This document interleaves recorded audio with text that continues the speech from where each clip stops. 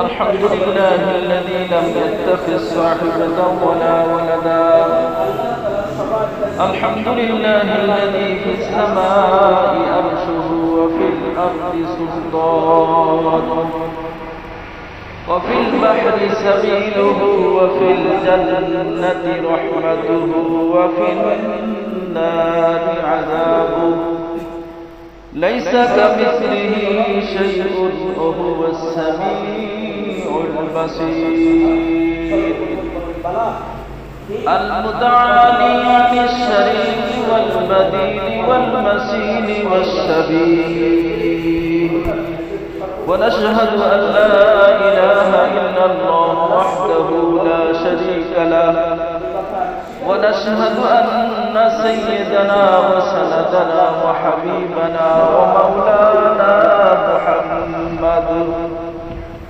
ومولانا محمدا عبده ورسوله صلى الله تعالى عليه وعلى آله وأصحابه وبارك وسلم تسليما كثيرا. أما بعد فأعوذ بالله من الشيطان الرجيم. بسم الله الرحمن الرحيم. إن الله وملائكته يصلون على النبي يا أيها الذين آمنوا صلوا عليه وسلموا تسليما. وقال رسول الله صلى الله عليه وسلم إن الجنة تشتاق على 5 نفر: تالي القرآن وحافظ اللسان ومطعم الجيعان ومكسي العريان ومن صلى على حبيب الرحمن أو كما قال النبي عليه الصلاة والسلام. صدق الله مولانا العظيم وصدق رسوله النبي الكريم. ونحن على ذلك لمن الشاهدين والذاكرين. والحمد لله رب العالمين. سبحانك لا علم لنا إلا ما علمتنا إنك أنت العليم الحكيم. سبحان ربك رب العزة عما يصفون وسلام على المرسلين والحمد لله رب العالمين.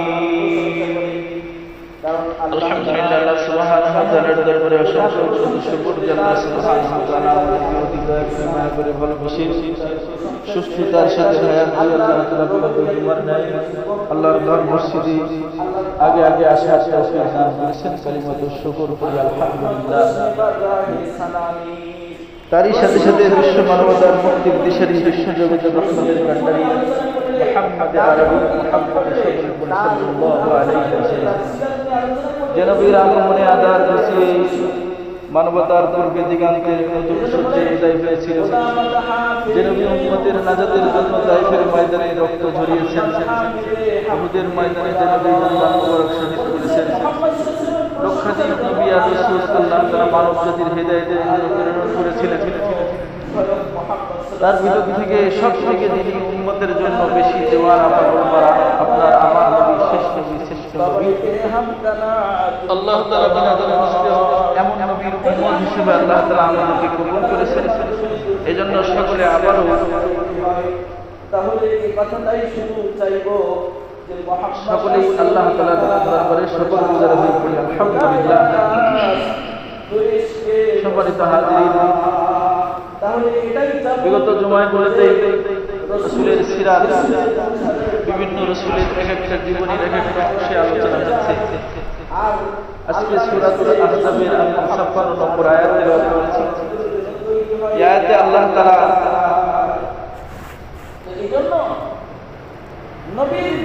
আমাদেরকে একটা নির্দেশ দিতেছেন।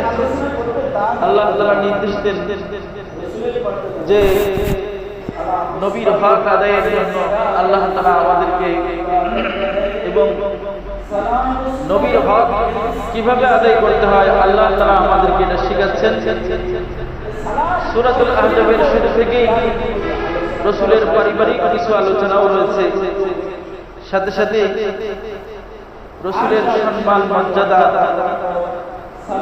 তার সাথে কেমন আচরণ করতে হবে এ বিষয়ে আল্লাহ তাআলা বিস্তারিতভাবে সূরা আহজাবে আলোচনা করেছেন। তো একজন উম্মত হিসেবে নবীর হক হলো যে সে সর্বপ্রথম রাসূলের নবুয়তকে সে মনে প্রাণে মেনে নেয়, যে রাসূল মুহাম্মদ আরবি আল্লাহ প্রেরিত একজন রাসূল এবং শেষ নবী হিসেবে আল্লাহ তাআলা পাঠিয়েছেন। ওনার পরে আর কোনো নবী নেই, তিনি শেষ নবী, খাতামুল আম্বিয়া। এটা বিশ্বাস করা এবং সাথে সাথে তার প্রতি আজমত ভালোবাসা, এই আবু লাহাবের তার সম্মান, তার মর্যাদা যেন ক্ষুণ্ণ না হয়, এদিকে প্রত্যেক উম্মতের নারী পুরুষ সকলকে এই দায়িত্ব যে তার আল্লাহ তাআলা তাকে যে নবীর উম্মত হিসেবে প্রেরণ করেছে ওই নবীর সম্মান মর্যাদা যেন ক্ষুণ্ণ না হয়, এদিকে সে যথেষ্ট সতর্কতার সাথে জীবন যাপন করে। আর চতুর্থ নম্বর হলো যে তার অনুসরণ। সম্মানিত হাজির, আমরা এমন এক নবীর উম্মত হিসেবে এই পৃথিবীতে আমরা আসছি যে নবীকে আল্লাহ তাআলা সমস্ত নবীদের উপরেও মর্যাদা দান করেছে এবং সমস্ত মানবকের মধ্যেও মর্যাদা দান করেছে। সমস্ত সৃষ্টিকুলের মধ্যে তাকে, সকল সৃষ্টিকুলের জন্য তাকে নবী হিসেবে আল্লাহ তাআলা বর্ণিত করেছেন। শুধু দুনিয়ায় তার এই মর্যাদা, আখিরাতেও তার থাকবে এমন একটা মর্যাদা যে মর্যাদায় অন্য কোনো পয়গম্বর সাইয়েদনা আদম আলাইহিস সালাম সে পর্যন্ত যেতে পারবে না, সাইয়েদনা ইব্রাহিম আলাইহিস সালাম সে পর্যন্ত যেতে পারবে না। এমন মর্যাদায় আল্লাহ তাআলা তাকে কিয়ামতের ময়দানে আসন করাবেন, যেটাকে বলা হয় মাকাম মাহমুদ, সর্বোচ্চ প্রশংসিত স্থানে আল্লাহ তাআলা রাসূলকে আল্লাহ তাআলা সেদিন তার ওই স্থান আল্লাহ তাআলা দান করবেন।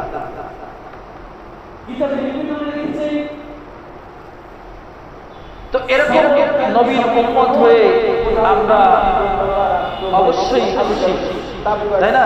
এই জন্য মুহাব্বতে আবার পড়ি সাল্লাল্লাহু আলাইহি ওয়াসাল্লাম।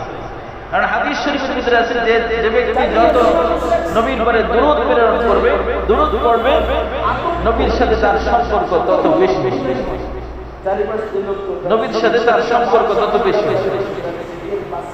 তো নবীর আজমত আর ভালোবাসা অর্জন করার জন্য নবীকে অনুসরণ করতে হবে। এটা আল্লাহ তাআলা চতুর্থ নম্বর একটা কথা বলেছেন যে নবীর হকের মধ্যে চতুর্থ নম্বর নবীর হক হলো নবীর কথাকে মেনে নেওয়া। এক নম্বর হলো রাসূল যে শেষ নবী, এটার ইয়াকিন করা, বিশ্বাস করা। রাসূল যে পয়গম্বর আল্লাহর কাছ থেকে নিয়ে আসছে এগুলাকে মনে প্রাণে বিশ্বাস এবং সেগুলা মেনে নেওয়া। আর তৃতীয় নম্বর হলো আসমত, তার সম্মান মর্যাদা, আল্লাহ তাআলা যে মর্যাদা দিয়েছেন ওই মর্যাদায় তাকে সেইভাবে তাকে সম্মান দেওয়া। সম্মানিত হাজিরিন, আপনাদের স্মরণ আছে কিনা জানি না, কিন্তু বিগত আমি এক জমাতে রাসূলের আদব সম্পর্কে আল্লাহ তাআলা 5টা আয়াত নাযিল করেছেন। এক নম্বর আল্লাহ তাআলা বলেন যে রাসূলের দোয়া করাকে তোমাদের সাধারণ মানুষের দোয়ার মতো মনে করে। আবার বলেছে যে এই দোয়া অর্থ হলো যে রসুলের ডাকা, রসুলকে তোমরা একে অপরকে যেমন করে ডাকো, রসুলকে এমন ভাবে তোমরা ডাকবে না। তৎকালীন যুগে আরবরা যারা ছিল তারা এসে ডাকতো আল্লাহ তাআলার কাছে, এটা খারাপ লেগেছে। এই জন্য বলে যে তোমরা একে অপরকে যেমন করে তোমরা ডাকো এমন করে নবীকে তোমরা ডাকবে না। এবং তাফসীরের কিতাবে লেখা আছে এর আরেকটা অর্থ হলো যে রাসূলের ডাকাকে তোমরা একে অপরের ডাকার মতো মনে করো। তো আমি যেমন কেউ কারোর বন্ধু যদি বন্ধুকে ডাকে তাহলে দেরি করে গেলেও সমস্যা নেই, ডাকতেছে, কিন্তু মুরব্বীরা যদি একজন ডাকে সাথে সাথে সেখানে চলে। তো ঠিক রাসূলের ডাকাকে তোমরা একে অপরের ডাকার মতো মনে করবে না, রাসূলের ডাকাকে তোমরা প্রাধান্য দেবে। আরেকটা বলেছি ইয়া আইয়ুহাল্লাযীনা আমানু লা তুকাদ্দিমু বাইনা ইয়াদাইল্লাহি ওয়া রাসূলিহি ওয়াত্তাকুল্লাহ। হে ঈমানদারগণ, তোমরা আল্লাহ এবং আল্লাহ রাসূলের পথে চলো। তো বাহ্যিকভাবে যখন চলাফেরা করবেন তখন তোমরা তার সামনে চলবে না। অথবা মুফাসসিরিন ইকরাম লিখেছে যে রাসূলের কোন কথাকে আল্লাহ রাসূলের কথাকে যা বলেছে এটার থেকে তোমরা বেশি বলতে দেবে। রাসূল কোরআন আর হাদিস থেকে যে ব্যাখ্যা আছে এটার থেকে তোমরা বেশি বলতে দেবে। রাসূল আল্লাহর হুকুম রাসূল যেভাবে বর্ণনা করে এভাবেই তোমরা মেনে নাও। এরপর ইয়া আইয়ুহাল্লাযীনা আমানু লা তারফাউ আসওয়াতাকুম ফাওকা সাওতিন নবী। হে ঈমানদাররা, তোমরা তোমাদের কণ্ঠস্বরকে নবীর কণ্ঠস্বরের উপরে মানে বেশি করো না। রাসূলের সাথে কথা বলতে তোমরা উচ্চ আওয়াজে কথা বলবে না। লা তারফাউ আসওয়াতাকুম ফাওকা সাওতিন নবী। নবীর সাথে কথা বলতে ভদ্রতা বজায় রেখে কথা বলবে। সূরা হুজুরাত লা তারফাউ আসওয়াতাকুম ফাওকা সাওতিন নবী ওয়া লা তাজহার বিল কওলি বা'দিকুম বা'দা। যে একে অপরকে তোমরা যেমন ডাকো এমন করে তোমরা তাকেও ডাকবে। যদি এরকম করো তোমাদের আমল নষ্ট হয়ে যাবে, তোমাদের আমল নষ্ট হয়ে যাবে, কিন্তু তোমরা বুঝতেও পারবে না তোমাদের আমল নষ্ট হয়ে যাবে। এই জন্য মানুষের আমল নষ্ট হয় কয়েক কারণে। তার ভিতরে একটা যে রাসূলের সাথে বেয়াদবি করলে তার আমল নষ্ট হয়ে যায়, নেক আমল সব নষ্ট হয়ে যায়। তো রাসূলের আজমত হলো তৃতীয়, রাসূলের হক চতুর্থ হলো রাসূলের ইতাআত। সম্মানিত হাজিরিন, গত জুমায় আমি একটা তেলাওয়াত করেছিলাম কিন্তু অর্থ করার সুযোগ পাইনি। আজকে এই আলে ইমরানের এই আয়াতের অর্থটা সর্বপ্রথম করে তারপর আমি যে আয়াত তেলাওয়াত করেছি ওর কিছু আলোচনা করব ইনশাআল্লাহ। আল্লাহ তাআলা বলেন মাইয়ুতিল্লাহ ওয়ার রাসূল ফাউলাইকা মা'আল্লাযীনা আন'আমা আল্লাহু আলাইহিম মিনান নাবিয়্যিনা ওয়াস-সিদ্দীকিনা ওয়াশ-শুহাদা'i ওয়াস-সালিহিন ওয়া হাসুনা উলাইকা রাফীকা।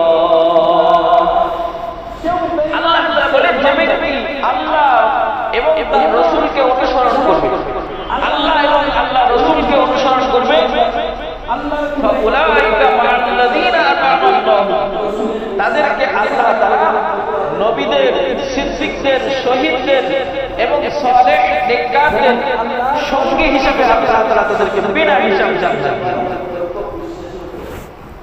সম্মানিত হাজিরিন, কিয়ামতের ময়দানে যখন বিচারের আদালত বসবে তখন রব্বুল আলামিন যখন কুরসিতে আসীন থাকবে তখন এই কুরসির ডান পাশে থাকবে সাধারণ জান্নাতীরা ডান পাশে থাকবে, যেটা সূরাতুল ওয়াকিয়ার মধ্যে আলোচনা করেছে।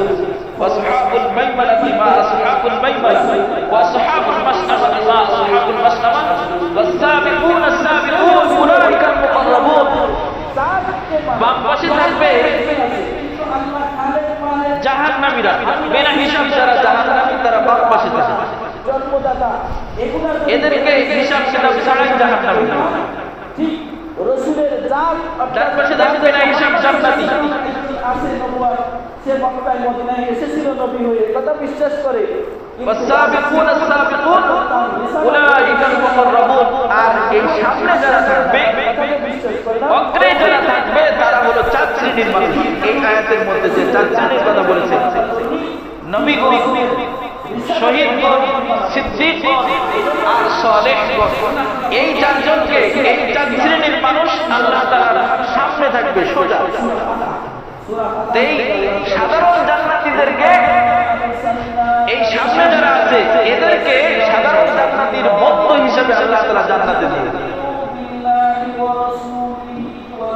আর এই সামনে যে 4 শ্রেণীর মানুষ থাকবে, নবীগণ, শহীদগণ, সালেহগণ, শহীদগণ, এই 4 শ্রেণীর মানুষের বেহেশতি জান্নাতি বন্ধু হবে স্বয়ং আল্লাহ রাব্বুল আলামিন। এই 4 শ্রেণীর মানুষের জান্নাতি বন্ধু হবে স্বয়ং আল্লাহ। তো এই 4 শ্রেণীর মানুষদের সাথে আল্লাহ তাআলা জান্নাতি বন্ধু হিসেবে জান্নাত দিয়ে দেবে, যারা প্রত্যেকটা আমল আল্লাহর হুকুমকে নবীর তরিকা মতো পালন করে। ঘুমের থেকে ওঠা নিয়ে ঘুম যাওয়া পর্যন্ত, জন্ম থেকে নিয়ে মৃত্যু পর্যন্ত, দোলনা থেকে নিয়ে একেবারে খাটিয়া পর্যন্ত, প্রতিটা ক্ষেত্রে, প্রতিটা মুহূর্তে যত আমল, যে আমলের কথাই জিজ্ঞাসা করো, সে আমলটা রাসূল করে উম্মতের সামনে মডেল হিসেবে রেখে গেছে যে এই কাজটাই হবে। আছে না নাই? হাদিস শরীফের মধ্যে সাহাবায়ে কেরাম রাসূলের কথাকে কেমন করে হেফাজত করেছে। রাসূল কোন জুমার দিন সর্বপ্রথম মসজিদে নববীতে মেহরাবে বসে যে বয়ানটা করেছিল, সে বয়ানটাও হাদিসের কিতাবে লেখা আছে। রাসূল যখন বয়ান করতেন, পাশে রাসূলের আদরের নাতিরা এসে বসত। এটাও হাদিসে উল্লেখ আছে যে রাসূল কোন দিন জুমার খুতবা দিতে দিতে মাঝখানে যে উঠে হুসাইন রাদিয়াল্লাহু তাআলা আনহুকে এখানে বসাইছে, এটাও হাদিস শরীফের মধ্যে আছে। রাসূল হাদিস বর্ণনা করার সময় রাসূল কি মুখে হাত দিয়েছিল নাকি তার হাতটা কোন অবস্থায় ছিল, এটাও হাদিসের কিতাবে সাহাবারা বর্ণনা করেছেন। মুহাদ্দিসিনরা সেটাকে সংগ্রহ করেছেন। আবু বকর সিদ্দিক রাদিয়াল্লাহু তাআলা থেকে হাদিস, বুখারীর হাদিস, আলা উখবিরুকুম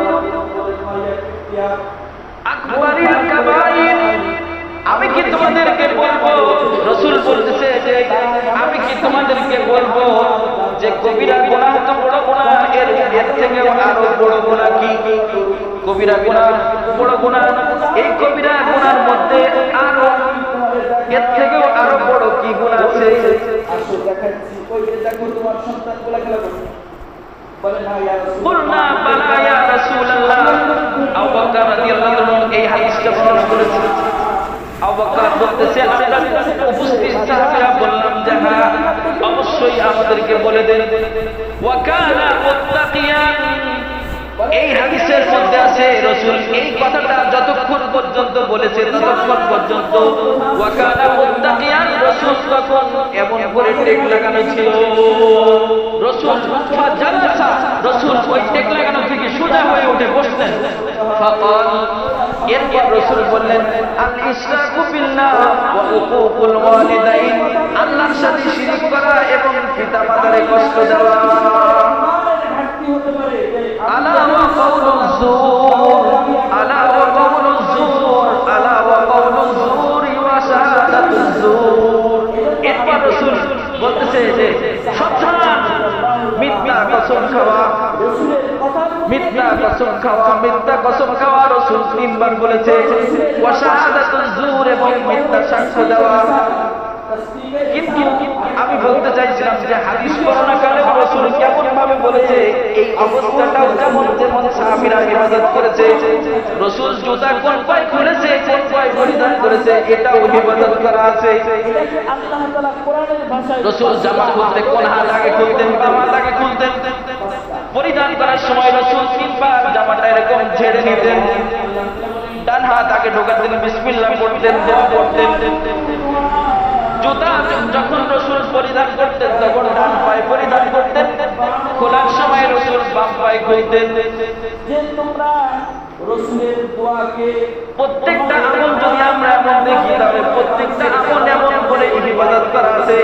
আর সাহাবারা রাসূলের এই আমলগুলোকে, যদিও এই অবস্থা তখন ছিল না, তখন পর্যন্ত সাহাবীরা রাসূলের ওই আমলটা যেভাবে দেখেছে ঠিক সেভাবেই করেছে।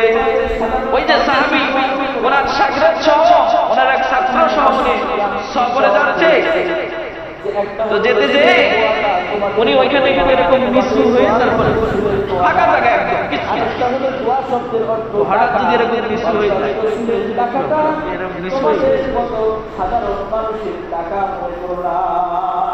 রাসূলের টাকায় অনেক দাম আছে। রাসূলের বলতেছে কেন নিচু হয়েছি শুনবা, তোমাদের তুমি যেমন আমার সাথে আছো আমি তোমার একটু আগে আছি, ঠিক রাসূল এমন আমার আগে ছিল, আমি রাসূলের সাথে এমন ভাবে ছিলাম।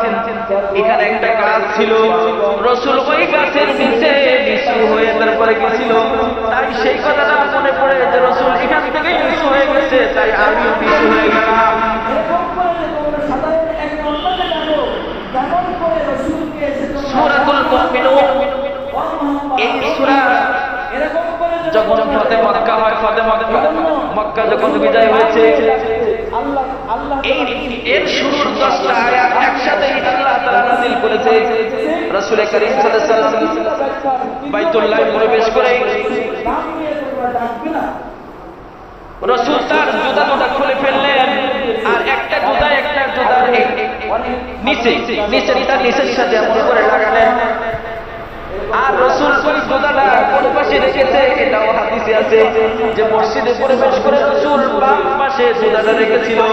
এজন্য মসজিদে যদি জুতা রাখতে হয় বাম পাশে, যদি রাসূল করেছে এই খেয়ালে রাখে তাহলে একটা সুন্নাত আদায় হবে, এর জন্য আল্লাহ তাআলা তার জন্য নেকি দেবে। রাসূল ওই কথা বলতে যে কয়েকবার কেসেছিল, কাশিতেছে এই কথাটাও ওই হাদিসে ওখানে উল্লেখ আছে, তাফসীরে কুরতুবী খুলে দেখেন, ওখানে বর্ণনা করা আছে যে রাসূল কোন সময় কথা বলতে যে কাশি দিয়েছিল, এটাও হাদিসে আছে। তো রাসূলের প্রত্যেকটা কাজ যদি রাসূলের তরিকা অনুযায়ী হতে পারে, হয়ে যায়, তাহলে এই চার শ্রেণী আল্লাহ তাআলার ভিআইপি মেহমান, যারা ভিআইপি গেস্ট, এদেরকে আল্লাহ তাআলা বিনা হিসাব জান্নাত দিয়ে দিবে। ওদের সাথী যারা হবে তাদেরকেও বিনা হিসাব আল্লাহ জান্নাত দিয়ে দেবে। যেমন দেখেন না দুনিয়ায় ভিআইপি মেহমান আছে না, ভিআইপি, যখন সরকারের কোনো ভিআইপি লোক আছে সামনে তোমরা কথা বলবে না, রাস্তায় যখন মনে মনে ট্রাফিক বসে গাড়ি চেক হয়, চেক পোস্টে চেক হয়, বিভিন্ন জায়গায় গাড়ি চেক হয়, কিন্তু ভিআইপি গেস্টরা যখন যায় তখন কিন্তু তাদের গাড়ি কখনোই কিন্তু সিগন্যাল দেওয়া হয় না, সিগন্যালও দেয় না। শুধু তারা না, তাদের সামনে এবং পিছনেও যারা থাকে তাদেরকেও কিন্তু কেউ ডিস্টার্ব করে না, ফাঁকা করে দেয় রাস্তা। কি করে দেয়? যখন এরা কোনো বিদেশ যেতে চায়, এয়ারপোর্টে এদের কোনো বিলম্ব করা লাগে না, আগে স্যারের কাছ থেকে পাসপোর্ট নিয়ে বলে স্যার সব ওকে আসতে পারে, কিন্তু তুমি আমি যেতে গেলে কত কিছু পরীক্ষা, বলে ব্যাগটা আপনার সাথে কি আসছে, আপনার বানাম বই, আপনার এই সেই নানা এই ব্যাগে কি এই চেক করো, ভালো করে খুলে দেখো, করো বিভিন্ন রকম। কিন্তু এই ভিআইপি মানুষগুলা যখন বিদেশ যায়, হজে যায়, তখন এদের কিন্তু ইমিগ্রেশন চেক হয় না, ডাইরেক্ট চলে যায়। যদি করে তাহলে এদের আল্লাহ তাআলা কিয়ামতের ময়দানে যখন এই চার শ্রেণীর মানুষরা উঠবে, তখন আল্লাহ বলবে ফেরেশতারা, এরা আমার ভিআইপি মেহমান, এদেরকে কোনো ডিস্টার্ব করো না, এদের মিজানের পাল্লায় দেরি করানো হবে না, এদের ফুলসিরাতে দেরি করানো হবে না, ডাইরেক্ট জান্নাত কবর থেকে উঠবে, আর বিনা হিসাব ডাইরেক্ট তারা জান্নাতে চলে যাবে। তো সুন্নাত তরিকায় যদি প্রত্যেকটা আমল হয় আমরা পেতে পারি। আলহামদুলিল্লাহ। তো সুন্নত তরিকায় আমল হওয়ার জন্য তো জানা দরকার। হাসির জবাবে সুন্নত তরিকায় আমল কোনটা এটা জানা দরকার না? এটা জানতে হবে। রহমতুল্লাহ রাস্তা দিয়ে তো জানবে কি করে? এখন মানে এমন অবস্থা হয়েছে যে আসলে যেটা যে জিনিসটাই বেশি চর্চা হয় সেটাই আমলে এসেছে। এই জন্য শেখ সাদি আলাইহির রহমত বলছে জাগার সবথেকে মানসুব করনার বা খবর করতে,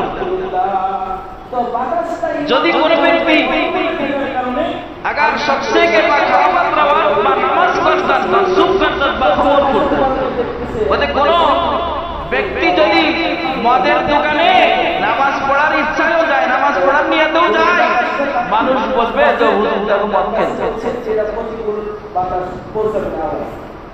তো আওয়াজ না পৌঁছে কি করা যায়? উনি 2 টাকা দিয়ে একটা নৌকা ভাড়া করে ওই মাঝি গর্নাসিনা ফেরেশতায়ে বাদেও যদি বলে সেকশনে বলতেছে এক জায়গায় এক পংক্তিতে বলেছে যে যদি ফেরেশতারাও যদি দেউর সাথে বসে ও কয়দিন পরে ও দেউ বাপ নেই। তো আমাদের অবস্থায় সকাল বিকাল ওটা বসা, স্কুল কলেজ বাজার ঘাট আচার আচরণ লেনদেন বিবাহ শাদী সব জায়গায় ইহুদি খ্রিস্টানদের এমন ভাবে কায়দা কানুন করে রাখছে যাতে আর মক্কা মদিনার দিকে আর ওগুলা ফলো করার কোনো সুযোগ নেই। এমন ব্যান্ড বানাইছে কিন্তু বসার কায়দা নেই, দাঁড়াই প্রসাব করা লাগবেই লাগবে। আল্লাহ খুশি হয়ে তাকে তোমাকে ওই জায়গাটা ব্যান্ডেড উপরে ওটা বলতে একবার সব নিচে দিকে সব বেরিয়ে যাচ্ছে, মানে ওজন এসে আর উপরে উঠবে। তো কোনো ভ্রুক্ষেপ নেই। জামা কাপড় কিনতে যাবা একদম মানে এমন সহজ জামা যাতে বুড়িরে ওজন 16 বছরই দেখা যায়।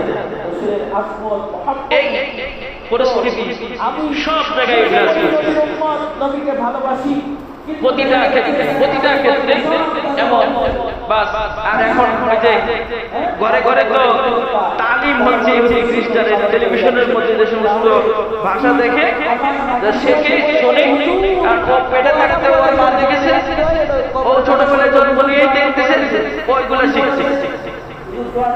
ওই সমস্ত ভাষা, ওই সমস্ত কথা, ওই সমস্ত আচার আচরণ মুসলমানের ঘরে গেলে বোঝা যায় না যে এটা মুসলমানের ছবি দিয়ে ভরা। কিন্তু আল্লাহ রসুল বলেছে, আবার তারা আমাদের দোয়া চায়, হুজুর দোয়া করেন, বিপদ আপদ কাটতেছে না, মুসিবত কাটতেছে না ঘরে, এই একজন রোগ শোক বালা মুসিবত লেগে গেছে, থাকবে না কেন? আল্লাহ রসুল বলেছে যে ঘরে প্রাণীর ছবি থাকে রহমতের ফেরেশতা সে ঘরে প্রবেশ করে। তাহলে আপনার ঘরে রহমত আসবে কি করে? হুজুর কেন, হুজুর নিয়ে বাড়ি বসাই করলেই হতে যাবে যাবে? আল্লাহ রাসূলের কথা তো মিথ্যা হতে পারে না। লা তাদখুলুল মালাইকাতু বাইতান ফীহি কালবুন আও তাসাবির, কোন প্রাণীর ছবি যদি থাকে তাহলে ওই ঘরে লা তাদখুলুল মালাইকা ফেরেশতা প্রবেশ করবে। দুরূদ পড়বে, আল্লাহ রাসূল সুপারিশ করবে।